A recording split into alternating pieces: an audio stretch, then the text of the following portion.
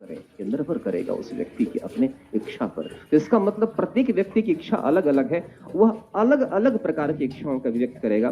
तो जब समाज के अंदर हर व्यक्ति की इच्छा अलग अलग है तो ऐसी स्थिति में अलग अलग आधार पर समाज का संचालन कर पाना संभव नहीं है। तो समाज कुछ मानदंडों को सुनिश्चित करना प्रारंभ कर देती है सबके लिए जो एक समान हो। तो एक बात बताइए, हम सब की इच्छा जब एक समान नहीं अलग अलग है तो ऐसी स्थिति में हम क्या करेंगे? हम कुछ ऐसे मानदंड निर्धारित करेंगे जिसमें हम सब की क्या होगी? सहमति होगी। क्योंकि यदि उस मानदंड में सहमति नहीं होगी तो हम सब क्या करने लग जाएंगे? आपस में संघर्ष करने लग जाएंगे और समाज का अस्तित्व भी नष्ट हो जाएगा। तो हम सब आपस में से कुछ मूल्यों को यहां पर रखेंगे, कुछ नियमों को यहां पर रखेंगे और परिचर्चा करेंगे और उसको सार्वभौमिक रूप से स्वीकृति देंगे और कहेंगे कि आज के बाद से यह निर्धारित मानदंड जो है, इसी मानदंड के आधार पर समाज के प्रत्येक, जितने भी लोग यहां बैठे हुए हैं, समाज के प्रत्येक व्यक्ति का आचरण संभव होना चाहिए। यदि किसी भी व्यक्ति का आचरण इस निर्धारित मानदंडों से अगर वह इतर होता है तो उसके व्यवहार को अनुशासित माना जाएगा, उसे यहाँ का सभ्य नागरिक नहीं माना जाएगा। और यही मानदंड किसमें परिवर्तित हो जाएगा? नियम और कानून में। बात समझ में आ रहा है? इसका मतलब क्या है? इसका मतलब है कि जब समाज के अंतर्गत कोई व्यक्ति नागरिक बन जाता है और एक नागरिक के रूप में जब वो नियम और कानून की अभिव्यक्ति प्रस्तुत करने लग जाता है, तो नियम कानून के रूप में जब वह अभिव्यक्ति प्रस्तुत करने लग जाता है और नियम कानून के अनुसार वह व्यवहार करने लग जाता है, तो उसका व्यवहार अब अलग अलग है या एक समान? एक समान। अभी आप सब अपनी अपनी भावनाओं के अनुसार बैठे हैं या नियम के अनुसार? तो आपका व्यवहार अलग अलग, एक समान। क्लास से बाहर निकलते ही आपका व्यवहार एक समान या अलग अलग? वहां पर कौन काम कर रहा है? नियम कानून काम कर रहा है या भावना? लेकिन क्लास के अंदर आते ही आप सबका व्यवहार बिल्कुल ही समायोजित और लगभग एक समान है। ये क्या है? नियम और कानून। इसका मतलब है, हम क्या समझते हैं? इसका मतलब हम समझते हैं कि नियम और कानून जो है, इसका आयाम क्या है? इसका आयाम अलग अलग या सार्वभौमिक? सार्वभौमिक।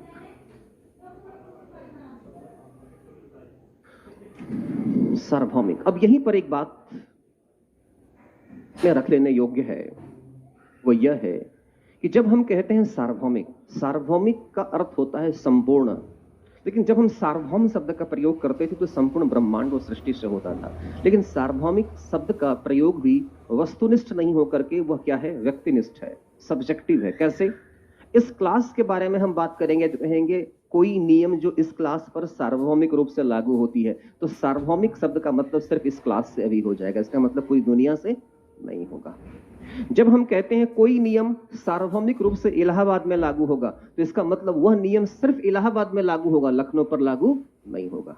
जब हम कहते हैं कि कोई नियम सिर्फ सार्वभौमिक रूप से उत्तर प्रदेश पर लागू होगा, इसका मतलब सिर्फ और सिर्फ वो उत्तर प्रदेश पर लागू होगा, वह बिहार में लागू नहीं होगा। लेकिन जब हम कहते हैं कि कोई नियम सार्वभौमिक रूप से संपूर्ण भारत पर लागू होगा, हम भारत के लोग इस भारत को इस संविधान को अंगीकृत अधिनियमित और आत्मार्पित करते हैं। जब इस शब्द का और इस आधार वाक्य का प्रयोग करते हैं और कहते हैं यह संपूर्ण भारत पर सार्वभौमिक रूप से लागू होगा, तो इसका तात्पर्य होता है संपूर्ण भारत के संदर्भ में सार्वभौमिक शब्द का प्रयोग कर रहे हैं। जब हम कहते हैं यूएनओ, तो इसका मतलब होता है सार्वभौमिक रूप से संपूर्ण राष्ट्रों के ऊपर वह चीज लागू हो रहा है। एक बात आप गौर कर रहे हैं, एक क्लास से प्रारंभ होकर, एक कक्षा से प्रारंभ होकर सार्वभौमिक शब्द वह अंतरराष्ट्रीय स्तर पर यात्रा कर रहा है। इसलिए जब भी सार्वभौमिक शब्द का प्रयोग करें और होता हुआ नजर आए तो इसके अर्थ और शाब्दार्थ और भावार्थ को समझने की अवश्य कोशिश करें आप। तो इसका मतलब जब कहते हैं नियम कानून भारत के संदर्भ में वह सार्वभौमिक है, इसका मतलब है वह सार्वभौमिकीकरण करने का मतलब क्या है? वह नियम और कानून जो संपूर्ण विश्व पर या भारत पर, अगर कोई भारत का नागरिक है तो वह नागरिक जो कि कानून से संबंधित है, तो वह कानून संपूर्ण विश्व पर लागू है या संपूर्ण भारत पर?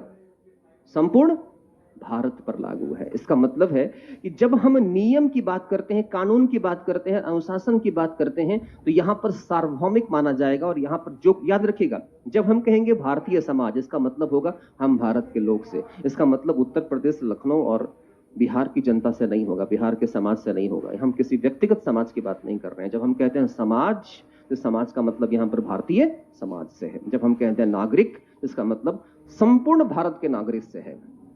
क्योंकि जिस उम्मीदवार की बात की जा रही है वो उम्मीदवार सिर्फ उत्तर प्रदेश का नागरिक नहीं है, वो उम्मीदवार भारत के प्रत्येक भूभाग में रहने वाले प्रत्येक नागरिक के रूप में अभिव्यक्त हो रहा है।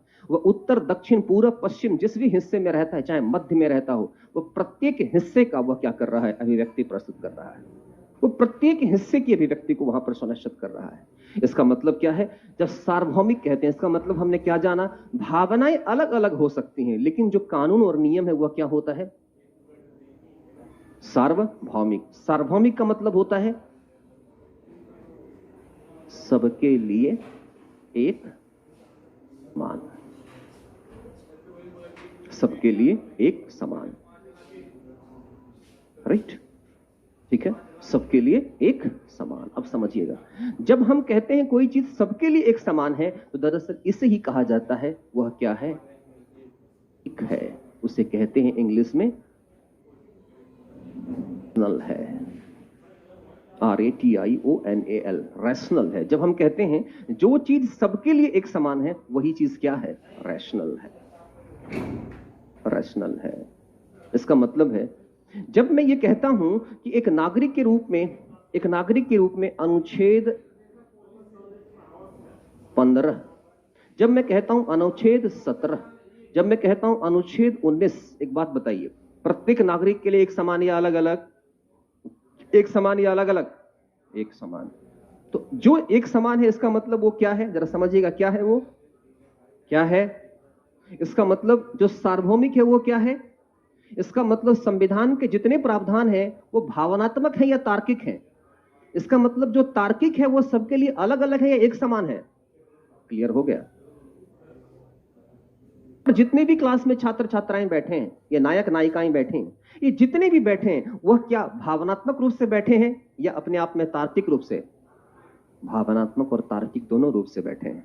क्योंकि आपका बाह्य प्रस्तुतिकरण कैसा दिखता है, भावनात्मक या तार्किक? अब कैसे दिख रहे हैं, भावनात्मक या तार्किक? तार्किक। लेकिन आंतरिक रूप से किसके मन में क्या चल रहा है, कौन जानता है? में बैठे बैठे रहते रहते क्या करते हैं, ऐसे एक बार देख लेते हैं, कहते हैं देख लेते हैं, समझ रहे हैं किसकी बात हम कर रहे हैं? बट ठीक से बैठ लो मेरी जान। कैसे देख लिया? क्या देखते हैं? चेहरा क्या देखते हो? तो चेहरा भी नहीं देखते, दिल में उतर के देखो ना। और दिल में उतरने के लिए क्या है? कुछ होना भी तो चाहिए आपके पास। में क्या होता है कि किसी के मन में चल रहा हो, दिल दीवाना कहता हो कि प्यार कर, के मन में चल रहा होगा, जब दिल ही टूट गया तो जी क्या करेंगे? क्योंकि मन में चल रहा होगा देशभक्ति, राष्ट्रभक्ति, तरह तरह की बातें। सब यहां बैठे हैं, सबके अंदर क्या चल रहा है कौन जानता है? वो परमात्मा ही जानता है या तो आप जानते हैं? आप भी नहीं जानते पूर्ण रूप से आपके अंदर क्या चल रहा है। नहीं जाते तो फिर आप यहां नहीं होते, संगम के घाट पर बैठ करके ध्वनि रमा रहे होते, निरंजन भवभंजन। तो इसका मतलब क्या है कि हर व्यक्ति के अंदर जो विद्यमान भावना है वो अलग अलग है, लेकिन हर व्यक्ति का व्यवहार एक समान दृष्टिगोचर हो रहा है। वह क्या है? आप सोचिए ना, आप घर से कक्षा की तरफ यात्रा कर रहे हैं, एक दूसरे के साथ, दोस्तों के साथ हंसते बोलते आ रहे हैं, लेकिन जैसे ही इस गेट पर आते हैं, सामने जो खड़े हुए अपने आप में 2-3 भैरवनाथ जो हैं, काल भैरव जो बैठे हैं, सबके सब कहते हैं निकाल कार्ड। और जिसका कार्ड देखा, पेमेंट नहीं, बाहर चलो, पेमेंट अंदर आओ, पेमेंट बाहर नहीं, बाहर जाओ, पेमेंट अंदर आओ। तो ये जो कार्ड चेक करके आप सबको एंट्री मिल रहा है, ये इमोशनल एक्टिविटी है कि रैशनल एक्टिविटी है? ये भावनात्मक है या तार्किक है? समझ में आ रहा है कि नहीं आ रहा है? इसका मतलब जिसके पास पैसा नहीं, भैया साइड हो जाओ। लेकिन यहीं पर से जिसको पेमेंट नहीं और वो 2 दिन से पेमेंट लेकर नहीं आ रहा है, तो कहते हैं आप एक बार जाकर किससे बात करिए? वेद सर से बात करिए। और जैसे ही हमारे सेंटर हेड के पास जाते हैं, वेद सर के पास जाते हैं, तो वेद सर कहते हैं क्या भाई कहीं नहीं जमा कर रहे पेमेंट? तो आप कहते हैं कि सर बहुत दिक्कत है, कोरोना में ऐसे ऐसे हो गया, सर लग जाएगा 15 दिन, हमें 15 दिन का टाइम दे दीजिए। तो थोड़ा बहुत आपकी आंखों में वो आंखें झांकते हैं, वो भी पढ़ने की कोशिश करते हैं, कहीं तुम बकलोल तो नहीं बना रहे? नहीं। फिर क्या करते हैं, धीरे से तुम्हारे जींस को देखते हैं कौन से ब्रांड का है, धीरे से तुम्हारे स्वेटर को देखते हैं कौन सा ब्रांड का है, धीरे से देखते हैं तुमने कौन सी घड़ी पहन रखी है। बहुत मैटर करता है, इसलिए सावधान रह करके जाओ जब तुम पैसे के डिस्कस करने जा रहे हो। नहीं, सावधान रहकर जाओ। तो जाते ही से आते हैं वहीं बोल देते हैं, देखते हैं कौन सा जूता पहन कर आया। कई बकलोल क्या है पहन कर आते हैं एडिडास का, और पिताजी पहन कर आते हैं लिबर्टी का जूता। कहते हैं कि पैसा नहीं है, आप ऐसा करिए कि थोड़ा कुछ माफ कर दीजिए। उसी वक्त कहते हैं बेद सर की पैसा नहीं है, 5,000 का जूता पहने हैं, पैसा नहीं है, यही परमात्मा। इसलिए जाओ, सिखा देते हैं। देखो ये छात्र जनहित में जारी है लेकिन फिर भी उनकी निगाह इतनी कातिल है और इतनी अपने आप में सख्त और इतना अपने आप में बिल्कुल ट्रांसपेरेंट है कि वो पढ़ लेंगे आपको। बहुत समझदार और बड़े ही दिव्य व्यक्तित्व के व्यक्ति हैं। तो इसका मतलब वहां जाते हैं और आप कहते हैं कि पैसा नहीं है, तो सर भी बड़ी कातर दृष्टि से आपकी तरफ देखते हैं और कहते हैं चल ठीक है, मुस्कुराते हुए कहते हैं 15 दिन में कर दोगे ना? हाँ सर कर देंगे। चलो ठीक है, जाओ बच्चा क्लास करो। ये क्या था, पर्सनैलिटी या इमोशन? हाँ, इमोशन। लेकिन इसी में से कोई बंदा बिल्कुल ही पेमेंट जमा नहीं कर रहा है तो वो उसको मना कर देंगे। तो इसका मतलब एक बात समझिएगा, एक बात आप गौर कर रहे हैं, समस्त गतिविधि दो चीजों के बीच समटा हुआ है। विधि दो चीजों के बीच सिमट कर आकर रुक जाती है, और वो है भावना और तर्क। दुनिया में किसी भी विषय में चले जाइए, हर विषय का प्रारंभ, हर विषय की जो शुरुआत है, हर विषय का जो प्रादुर्भाव है, इसी दो शब्दों से हुआ है, भावना और तर्क से। इसका मतलब है कि अगर मुझे यहां से संगम की दूरी तय करनी है, यहां से संगम की दूरी 6 किलोमीटर है, तो चाहे वो हमारे डोनाल्ड ट्रंप जाएं, हमारे मोदी जी जाएं, हमारे योगी जी जाएं, नहीं, या आप जाएं, या अंबानी जाए, या मैं जाऊं, या कल्लू मंगू या खदड़ू राम जाए, कोई भी जाए, सबको कितनी दूरी तय करनी पड़ेगी? ये इमोशन है या रैशनैलिटी? मोदी जी कहेंगे तो क्या करेंगे? नाच नाच के जाएंगे। ट्रंप कहेगा हम उछल कूद करते हुए जाएंगे। अंबानी कहेगा कि नहीं, हम तो ऐसा यंत्र बना रहे हैं कि हम उड़ते हुए जाएंगे। ये क्या है उसका, रैशनैलिटी या इमोशन? एक बात समझ गए ना कि हर व्यक्ति जो निर्णय लेता है, उस निर्णय के पीछे उसका भावना और तर्क छुपा होता है। इसका मतलब है पूरे पेपर 4 में सिर्फ दो ही चीज के बीच झगड़ा है, इमोशन और। अब इसी संदर्भ में एक केस पर विचार करो आप सब, जरा सोचना समझना कि मानकर चलो, ऐसा करते हैं, आप सबके पास क्वेश्चन बैंक है ना, खोलिए क्वेश्चन बैंक अपना।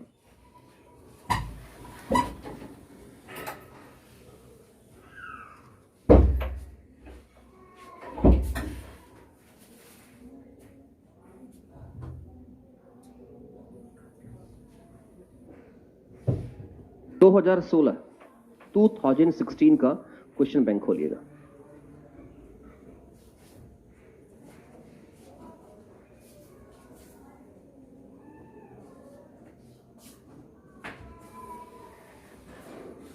दो 2016 का प्रश्न संख्या 11, जरा पढ़िए आप सब।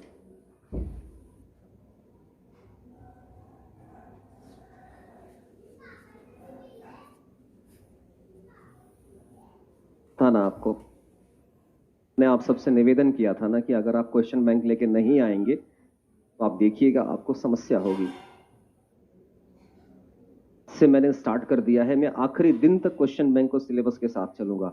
मुझे इससे बाहर ध्येय पैसा नहीं देती और मैं इससे बाहर बात नहीं करूंगा, इसलिए सिलेबस और क्वेश्चन बैंक को ही लेकर आइए। 11 नंबर का वैसे मैंने स्क्रीन पर खोल दिया है, अब पढ़िए इसको। 11 नंबर केस पढ़िए। आज भर के लिए खोला है, कल से नहीं खोलूंगा मैं स्क्रीन पर।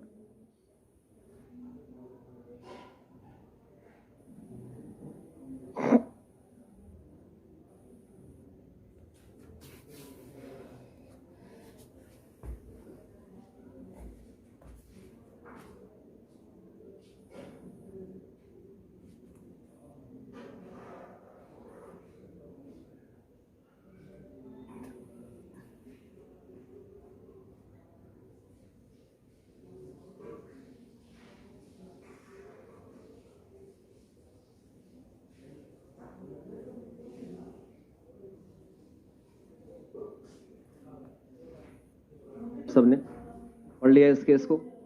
पढ़ लिया ना? अब देखिएगा, यहां पर डिसीजन मेकर कौन है? लिख रहा है कल्पना करें कि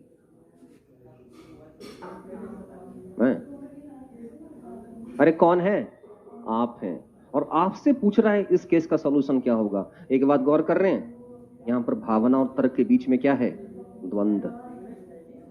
सहारा लेंगे, क्या पूर्णतः भावनात्मक हो जाएंगे, पूर्णतः तार्किक हो जाएंगे, इसका मतलब अवश्य ही डिसीजन मेकिंग के प्रोसेस में भावना और तर्क दोनों के बीच में कुछ कुछ दिमाग काम कर रहा है।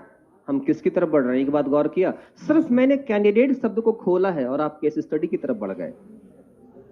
कर रहे हैं आप, सिर्फ मैंने कैंडिडेट शब्द को खोला है तो आप केस स्टडी की तरफ बढ़ गए। इसका मतलब है प्रत्येक विषय वस्तु की चर्चा जो हो रही है वह हमें प्रश्नों के समाधान की तरफ हमें ले जाएगा। कल इसको संज्ञान में रखते हुए हम क्या करेंगे, परिचर्चा करने की कोशिश करेंगे। धन्यवाद।